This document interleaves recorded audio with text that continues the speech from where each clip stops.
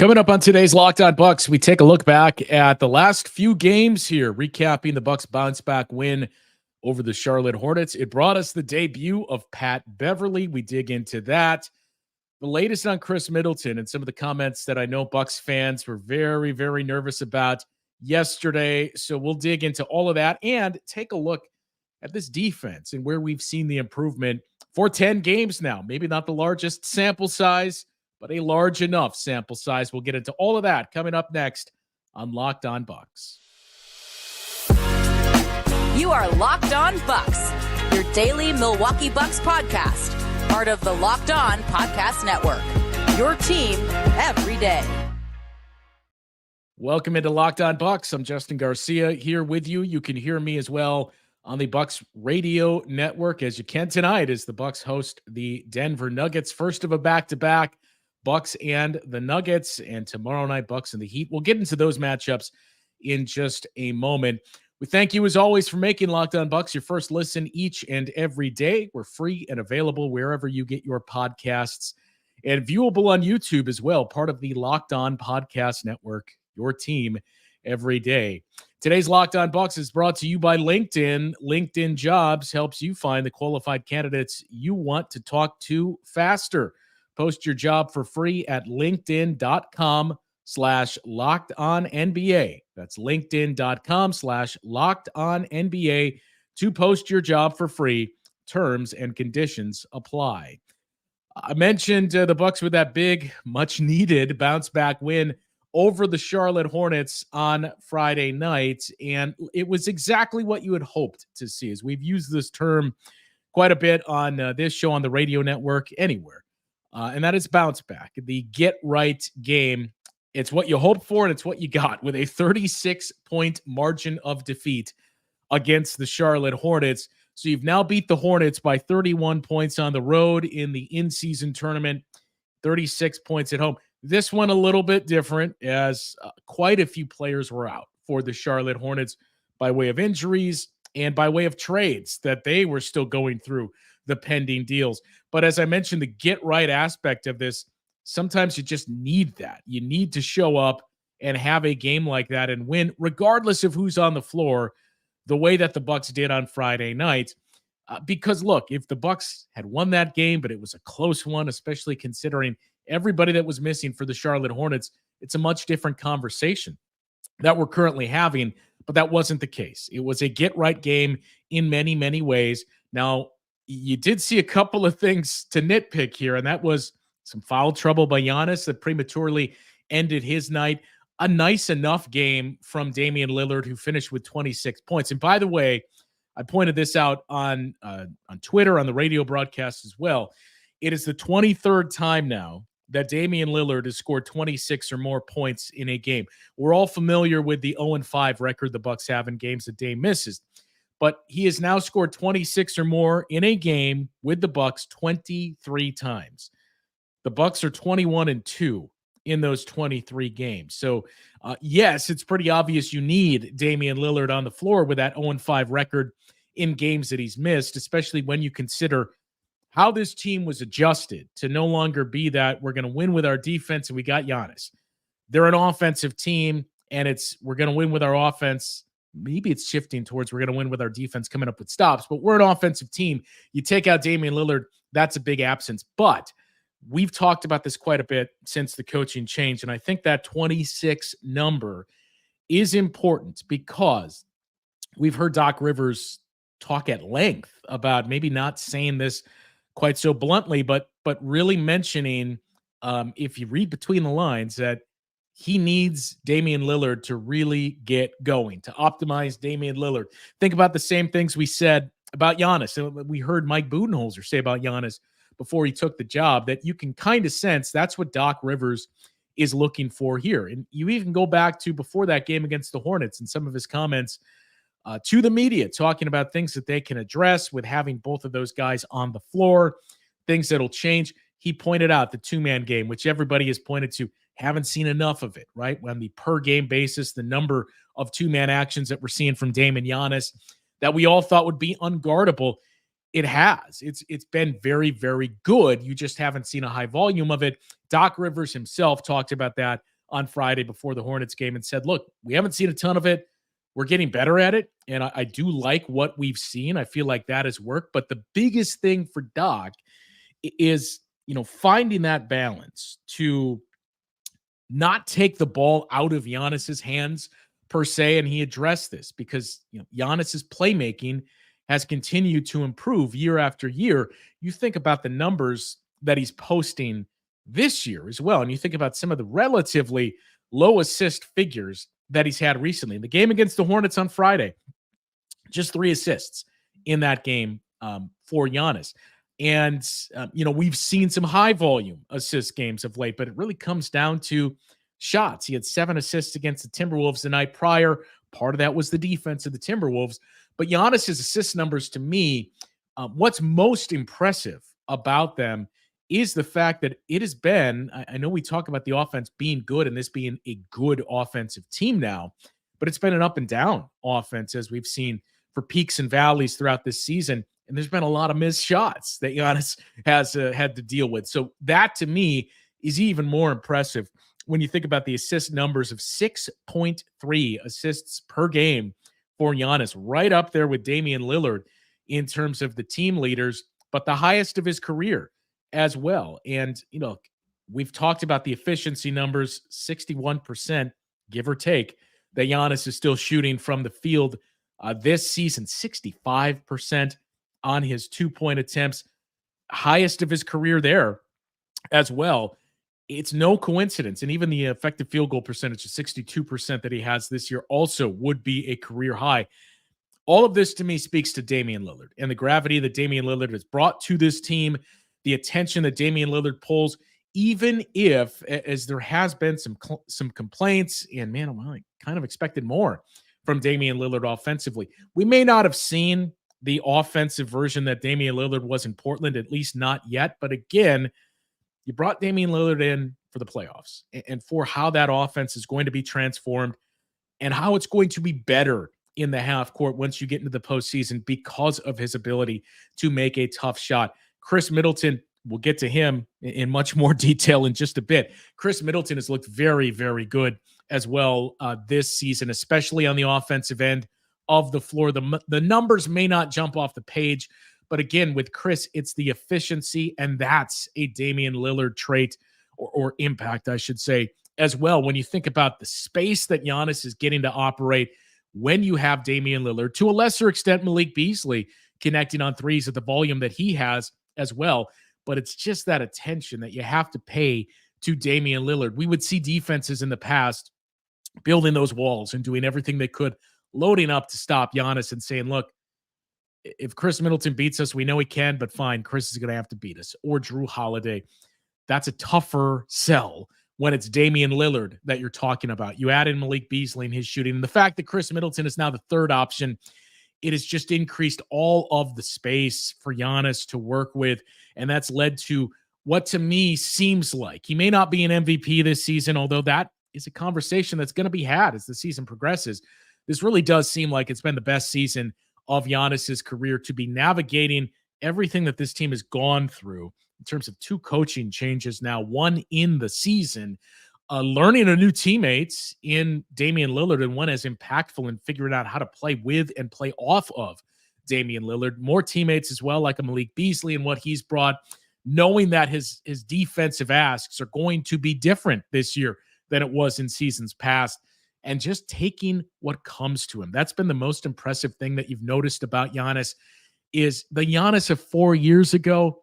He'd force things, and you would see more charges. Now, I know I mentioned the 5 fouls that he got into in foul trouble against the Hornets the other night, but Giannis has really let this game come to him this season. You haven't seen him forcing things. You've seen him trusting the pass. It helps when you have Malik Beasley knocking down 50% of threes, when you got Damian Lillard out there, when Khris Middleton is your third option. But that's been the maturation and the growth of Giannis. But back to the Dame point and how those two fit together, I think it's very telling some of the things that we have heard from Doc Rivers and how he's really looking to get Damian Lillard going here. Early in the season, we saw Dame shifting to play in the entire first and third quarters because that was something he did in Portland. He brought it up to Adrian Griffin and said, I think this will help me get going. It did in the short term. That's right around the time that we saw that boost from Dame in mid-November. But we've seen that change recently as well with Doc Rivers, as he's pointed to. Look, I understand that, but I want you for when we get to late in the quarter and in the penalty, and I'd rather rest you at the midpoint or earlier in that quarter to have you there. So that's one of the adjustments you've seen. Another one is Doc has called for is, I know Giannis is a terror with the ball and everything we just went through with his efficiency and his passing, but I do feel like this offense will be better if we get the ball into Dame's hands more often. And Doc even called out in transition. And I know Giannis leads the break. He is terrifying when he's the guy that's leading the charge there, bringing the ball down the floor with a numbers advantage. But as Doc said, I think he is even more terrifying when he's coming down the floor without the ball. When you have Damian Lillard leading the fast break with the ball in his hands and knowing we've got to account for Giannis, who's rolling to the rim.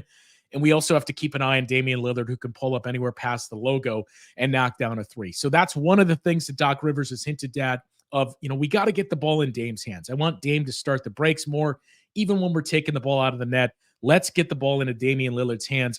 And I do think you're going to see more of those 26-point games and more of the optimized offense with Damian Lillard going forward.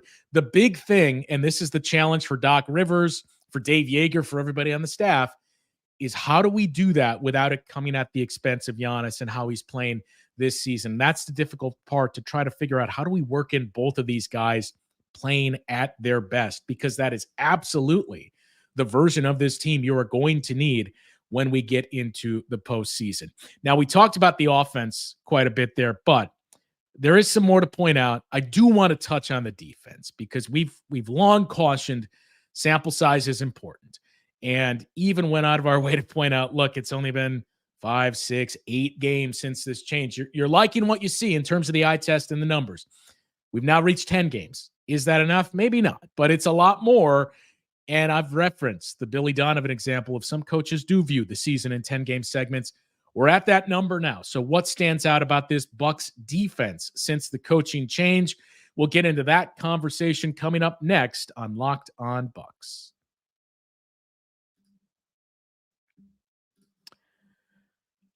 Well, time to talk to you about LinkedIn. When you're hiring for your small business, you want to find quality professionals that are right for the role. That's why you have to check out LinkedIn Jobs. LinkedIn Jobs has the tools to help you find the right professionals for your team faster and for free.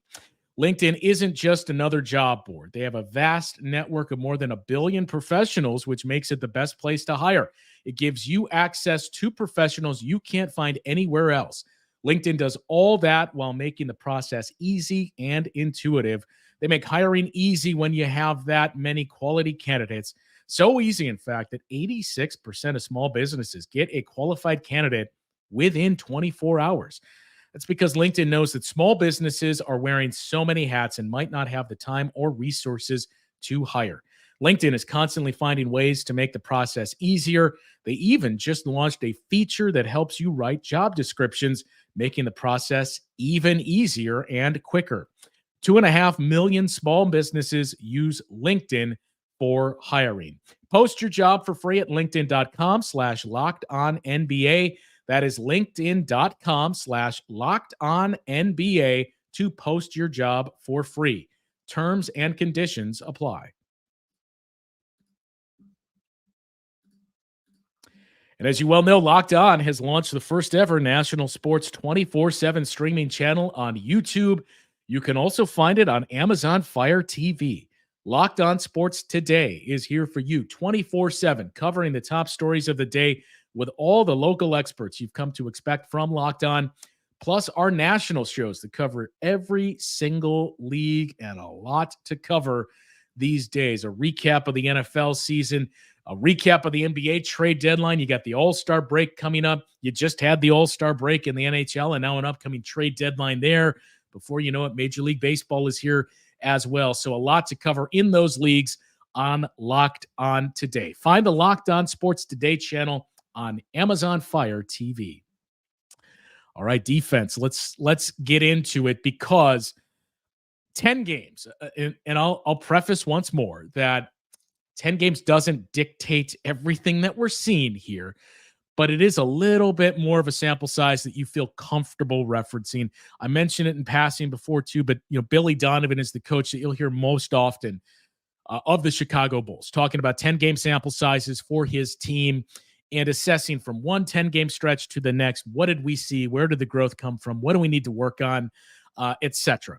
So we've reached that 10-game point right now with this Bucks team. Now, if we zoom out and take a look at the overall numbers here, the Milwaukee Bucks have the 17th rated defense in the league, which 2, 3, 4 weeks ago, hard to imagine with the way that the month of January started.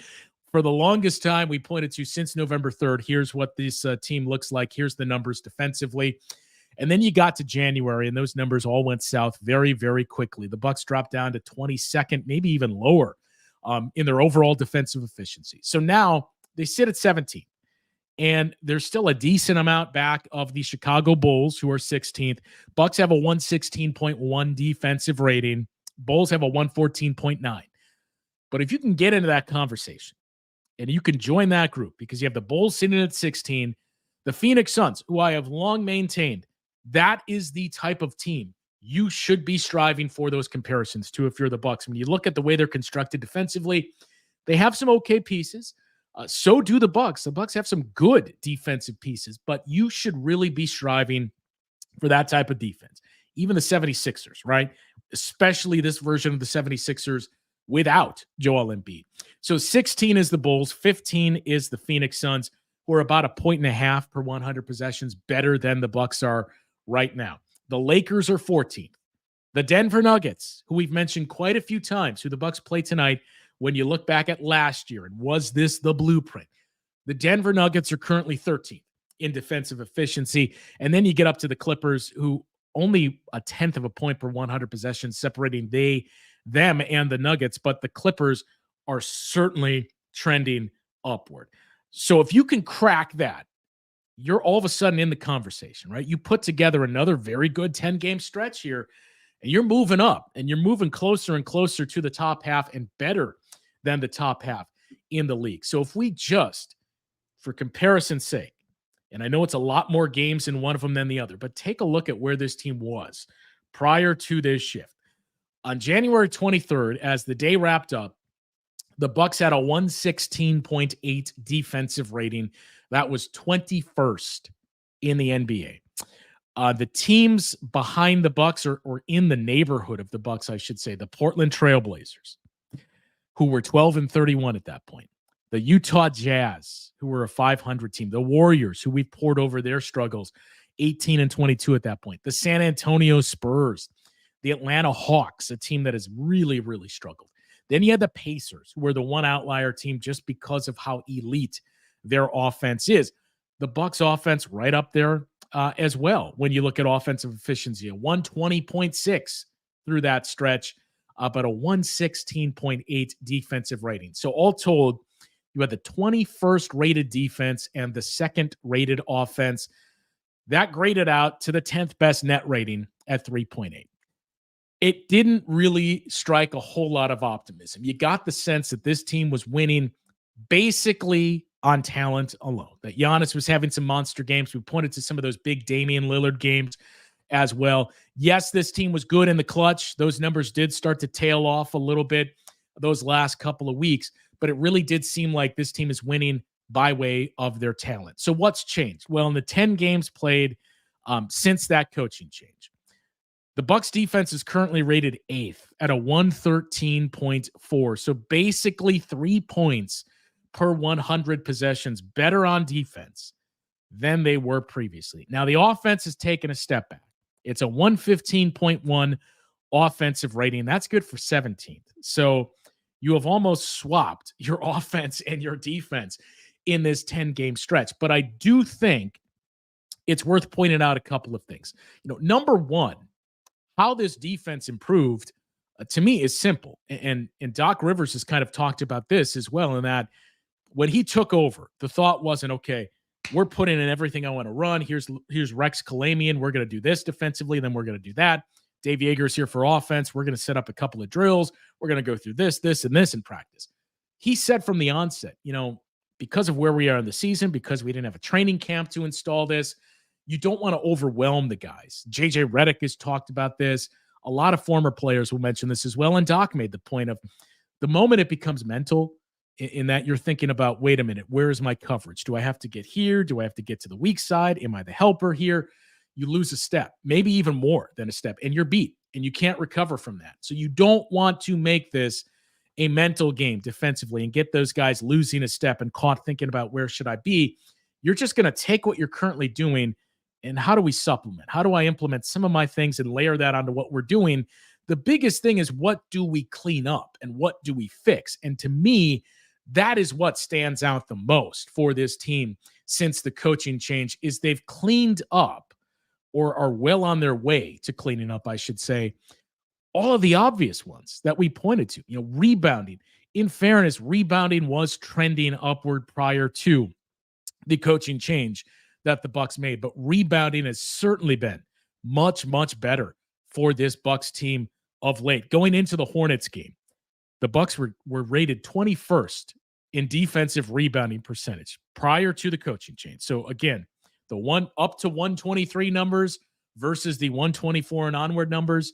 So through January 23rd, Bucks 21st in defensive rebounding, dead last in percentage of possessions that resulted in a turnover by their defense, and 21st in defensive efficiency.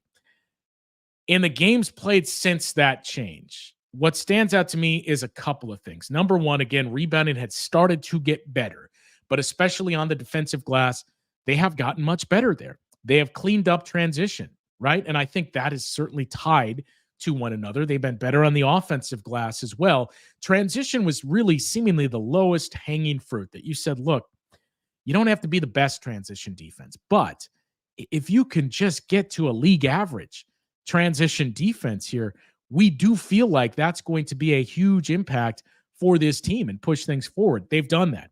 They've cleaned up their defensive rebounding even more than in the past, because I point that out, I should say, because we think back to the huge, huge games we had seen the opposition put up in terms of their points in the paint.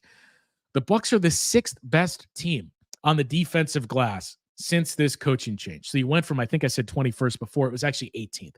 So you went from 18th to 6th just by emphasizing, let's get to the offensive glass. Part of that is not having players out of position. I think a big part of that is you think back to how often Giannis was having to play on the perimeter with the way that this defense was set up. The point of attack defense too. It's not just Giannis and Brook Lopez. It's anybody that can help. And the Bucks have had some good rebounding guards come through here, but you're taking them further away from the action and from the basket when you're defending as far out on the perimeter as the Bucks were. That didn't give Brook Lopez a whole lot of help. And people, again, will point to his rebounding numbers and say, well, is he really that good? No, Brook Lopez is designed to create those rebounding opportunities for his team. When he's doing that and nobody's around the basket, that's when you see the offensive rebounds for the opponent really start to jump. That led to points in the paint as well. And that just continued to put the Bucks in a large hole. So they've cleaned that part of their game up. They've been the 6th best team on the defensive glass since this coaching change was made. And that, to me, is the most striking thing of all of this. Their offensive rebounding hasn't been good. But again, you either do it or you don't. And it depends on the coaches. Are we going to emphasize getting back in transition or attacking the offensive glass? I haven't examined it too closely, but I would assume part of this is Doc Rivers' strategy of let's get back in transition and continue to build that up and give it some help. But the striking thing to me is when you look at the 4 factors, which anybody will point to say, okay, how is this team going from one point to the next? Effective field goal percentage, turnover percentage, offensive rebounding rate, your free throw rate. So in other words, how efficient are you shooting the ball? How frequently or infrequently, hopefully for your offense, are you turning the ball over? How many offensive rebounds are you getting and creating those second chance opportunities? And how much are you getting to the free throw line? And vice versa for your defense as well. You don't want to put them at the line. You don't want to give them offensive rebounds. You do want to force turnovers, and you want a low effective field goal percentage. The Bucks are in the middle of the pack now defensively in all 4 of those metrics since this coaching change was made. 14th in opponent effective field goal percentage, 14th in turnover rate, which again, They were dead last. And now they're up to the middle of the pack, just better than league average. 6th best on the defensive glass and 15th in free throw rate. So they're not fouling as much as they were before, which is huge to take some of those points off the board as well. So we've mentioned low-hanging fruit quite a bit, but it really does seem as though in the interim of this coaching change, it's been Doc Rivers saying, let's just take care of this low-hanging fruit. We'll attack that and we'll get better. And then we continue to build on that stuff. And look, we pushed it up to 17th. We think we're going to keep pushing it up. Maybe we can finish the season 12th, 13th, somewhere around there. But we're going to make these subtle growths just by doing these easy things, grabbing that low-hanging fruit, and then we'll start to work on some stuff to see an even larger jump. That's what we've seen in these 10 games so far for the Bucks. I will get to the offense in the next break, but I do want to point out some more of the defense before we get to that. 6 of these 10 games that the Bucks have played, we know about the schedule and how challenging it's been. 6 of the 10 games have been against teams with a top 10 net rating. The Bucks are 2-4 in those games. Not terrible, not great. 3-3 would have been nice. 4-2 would have been better, but they're 2-4 in those games, and the defense has held up. It's not just, the Bucks, you look at that Hornets game and what they did. Look at the tougher games. In those 6 games against the top 10 teams, 116.4 defensive rating, that would be 10th best in the league during that stretch. So it matches the eye test, and the numbers back up everything that we're seeing with this Bucks team here. A lot of comments on the buyouts. We can touch on that in a moment, but I do want to mention Patrick Beverley and Khris Middleton, because there's a lot of chatter about Khris Middleton. The offense as a whole, too. That's been, not to say the misrepresented, but we'll point out, hey, the defense is looking good. I've seen a few people mention to me as well, the offense, not so much. Why aren't we mentioning that? We will take a look at the offense, what the biggest issue has been for that group since the coaching change, the debut of Pat Beverley, and more on the final segment of Locked On Bucks coming up after the break.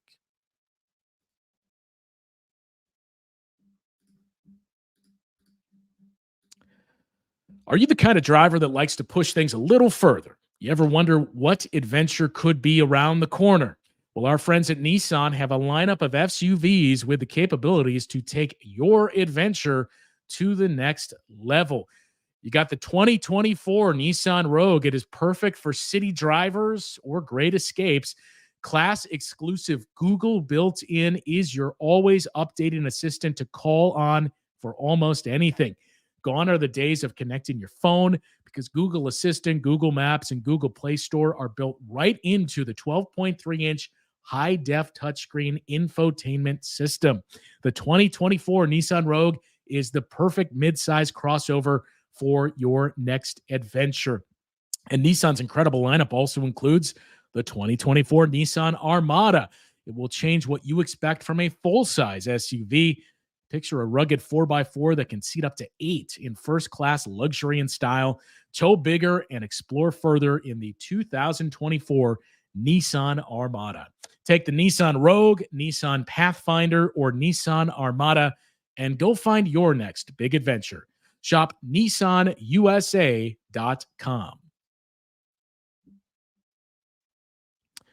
All right, so I do want to point out the offense, because I was talking about it on Twitter a little bit yesterday. I saw a few people say, well, what about the offense?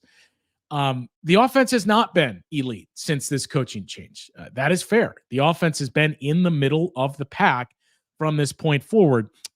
If we look at cleaning the glass, we gave you where this offense ranks since January 24th in the NBA stats at a 115.1 offensive rating, 17th best in the league. So your defense has been much better, 8th best defense, 17th best offense. If you use cleaning the glass and look at the offense, it stays the same. 17th best offense with about a 117 rating when you take out the garbage time. Defense, a little bit worse, 9th best versus 8th, but the number is better at a 115.1, taking out that garbage time. I'm not going to sit here and say, hey, it's the defense has been great. There's nothing to worry about with the offense. I think there are some things to file and say, okay, it looks clunky at times. Part of that, again, is changing things. I know we said It's not wholesale changes, at least not yet, but there's some incremental changes that you're making and different sets that you're running. Doc did say, look, they're running a lot of the same sets. That's been easy for, why don't we call this play? But he's leaned heavily on Joe Prunty, as he's mentioned, for that offense and having Dave Yeager work with him. But look, in terms of digging into what do we see defensively versus offensively, the difficult part with the offense and what we've seen prior to the coaching change and since, other than Giannis, is, everybody else and the guys that have not been on the floor that I don't think it's making an excuse to say, look, I know the offense hasn't been elite in these changes. Part of that is you have played some good teams and some good defenses. 2 games against the Cavs, that's going to shrink anybody's offense when you look at the schedule that the Bucks have played. Certainly, you had the Denver Nuggets, who, again, middle of the pack defensively, but they certainly have that capability to play at a high defensive level. You got another game with the Denver Nuggets this evening as well. The Suns were a better defense than you. The Timberwolves, by the way, best defense in the league. So you have had some challenges in terms of the caliber of defenses that you've played during that stretch. But most importantly, you've essentially played 5 games, and tonight will be 6 without Khris Middleton. You played 2 of those games without Damian Lillard. You played 3 of those games without Brook Lopez. One of those games was without, for all intents and purposes, any of those 3 guys. So I do think that is a challenging part to really make any assessment of what are we seeing from this defensive unit or offensive unit, I beg your pardon, when you don't have those guys you're going to lean on heavily. I understand you can say, well, what about the defense? Look, the way the defense was playing and the level they were at, you just needed to see some growth. And there were some things that were frankly bad and horrendous that we were seeing from this defensive unit. You needed to see move forward, and they did. So I'm not overly concerned about where the Bucks are offensively yet, right? Once they get everybody back, then we're going to view the offense the same way and under the same lens we viewed this defense with for the last 10 games and going forward. But you got to have those guys on the floor, especially given this is an offensive team. Giannis is the playmaker. Giannis has the spacing from Dame and Malik Beasley, but Giannis needs Khris Middleton and Damian Lillard and Brook Lopez and all those guys on the floor in order for this offense to really click. So we need to see that. We're not going to see it tonight. You'll see most of it. But again, no Khris Middleton tonight. Not to make this just a throwaway, but I did see there was a decent amount of concern, it seemed like, from Bucks fans yesterday after Doc Rivers addressed the media after a practice and provided an update of sorts on Khris Middleton. He talked about it after, I believe it was either the Hornets or the Timberwolves game, saying he's going to be out a minute. I can't tell you what a minute is. I don't know what that means, but I don't see him in the next couple for sure. So look, I don't think anybody assumed we would see Khris Middleton before the All-Star break. It was somewhat encouraging that you saw the injury happen and you thought, oh man, but he stayed on the floor. Okay, maybe it's not too bad. Then he exited and didn't return. And then we had the report that he left in a walking boot and crutches. Now that does not mean it's a 2 to 3 month injury. It doesn't mean it's not, but it doesn't mean it's the worst case scenario. I never thought we'd see Khris Middleton return before the All-Star break. I'm certainly not alone there. When you just think about, again, you're playing for May and hopefully June, not February and March and early April. You need Khris Middleton healthy to get there. It makes no sense, even if he's 80%, to have him play when you could basically get him a week and a half, a full week, almost 2 weeks going into the break, a week of the All-Star break. Maybe he misses some time a little bit afterwards as well. If it's a month-long injury that you're looking at for Khris Middleton, it may be. Again, if it's a month-long injury, where it occurred, where he suffered that on the calendar, is probably the best place for that to happen. Not in terms of the schedule that you had with the amount of, with the caliber of opponents that you had, but just the way the schedule breaks out.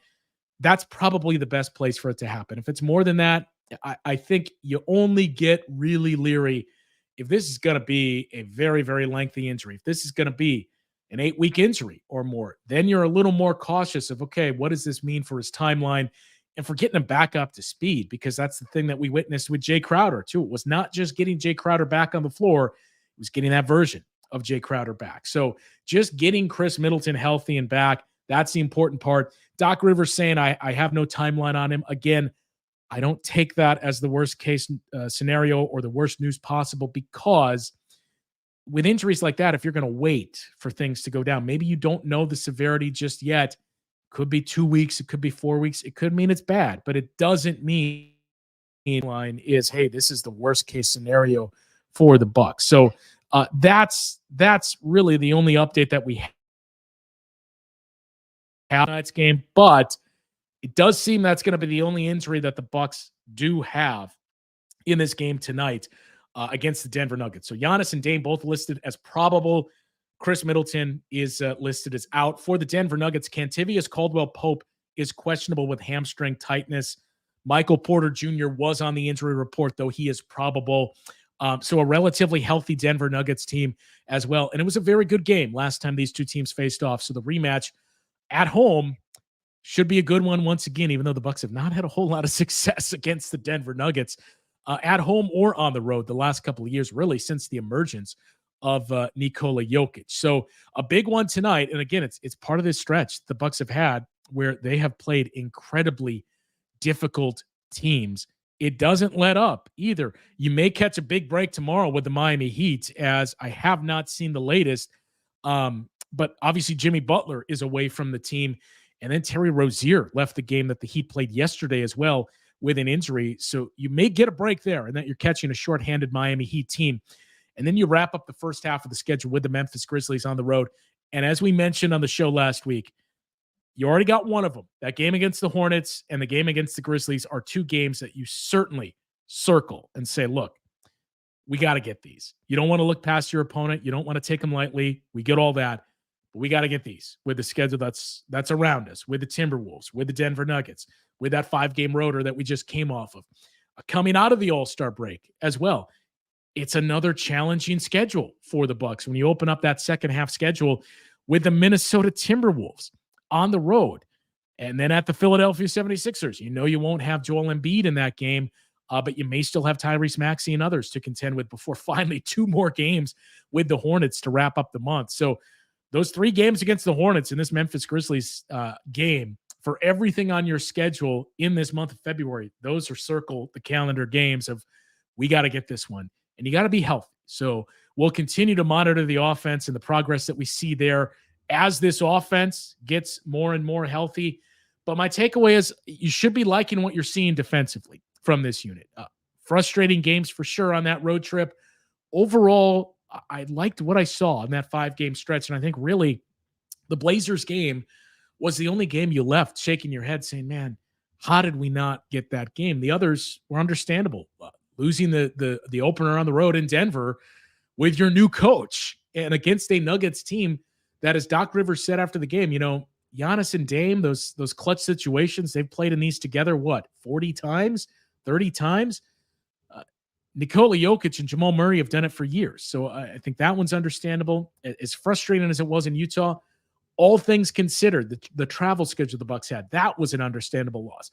Phoenix, with the lack of firepower that you had, that was understandable. It was really just Portland that you left shaking your head on. So I do like what we're seeing defensively from this team, and now it's just a matter of getting the same from your offense moving forward. We'll be back with the post-game show tonight to recap the Bucks and the Denver Nuggets, and another one tomorrow. Again, a back-to-back tomorrow with the Miami Heat, so the post-game show for that one as well. I believe the post-game tonight is going to be Camille and Frank, and the post-game for the Heat game will be myself and Frank, so stick around for those. And then your final game in that first half on the road in Memphis against the Grizzlies. So a lot to dig into here for the next couple of days on Locked On Bucks. My thanks to everybody for joining us on this show today. Got some other things planned for the All-Star break, which is just under a week away, that Camille and I have been discussing, with a lot more interaction from you guys as well. So stay tuned for that. But the post-game recap of the Bucks and the Nuggets is your next show. You can find that tomorrow morning from Camille and Frank. Thanks for tuning in to the live show today. We will talk to you once again tomorrow morning with more Locked On Bucks.